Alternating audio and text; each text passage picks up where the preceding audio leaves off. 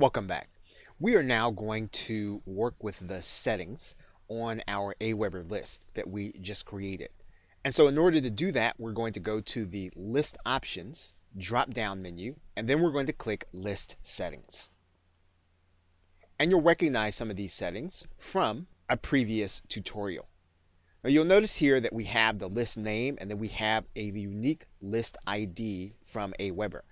Now, anytime that we have to interact with an API or some kind of system that requires our Aweber information, we will use this Aweber unique ID. So one of the things you can do is you can actually put this in a place where you're going to remember it, or you can always come back to your Aweber list options in order to get this unique list ID. Now, the other thing you're going to notice is that all of your information, including your contact address, is going to be here in your list options. Now, the reason that that's important is because it is going to appear inside of all of your autoresponder emails. Let's take a look. We are now inside of Gmail, and what you're going to notice is that at the bottom of this Aweber email, you'll see the unsubscribe link.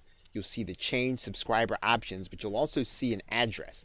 And this address is going to match the address that you have inside of your Aweber settings. So this is where that information is going to appear inside of every email that your client actually gets. You're going to notice that there is an area that says notifications. And this is a way for you to get a notification every time somebody is actually subscribed to this particular list. So if you want to write in a contact email address that will tell you you have a new lead, you can actually do that. So what we're going to do right now is we're going to go ahead and write in an email address so that we'll get notification every time someone signs up. Okay, so now we've added that notification here inside of Aweber. So let's see what that's actually going to look like when an email actually comes. To test this, we're actually going to go to the Add a Subscriber area, and we're going to actually put in an email that we are going to be able to see right away. And typically you can see emails right away inside of Gmail. This is actually a good way of being able to test something in your list. You typically want to subscribe to all of your lists so that you will be able to see what your client is actually getting. So we're going to write an email address in here so that we can tell what our clients are going to see.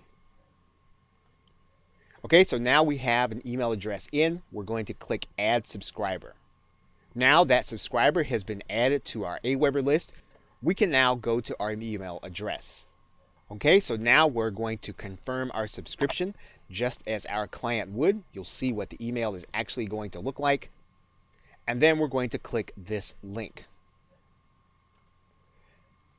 Okay, our subscription has now been confirmed. We are now part of our Aweber list. So now let's check Aweber to make sure that we have a new subscriber. And we can do that by going to Manage Subscribers. And we now see that there is a subscriber in our Aweber system.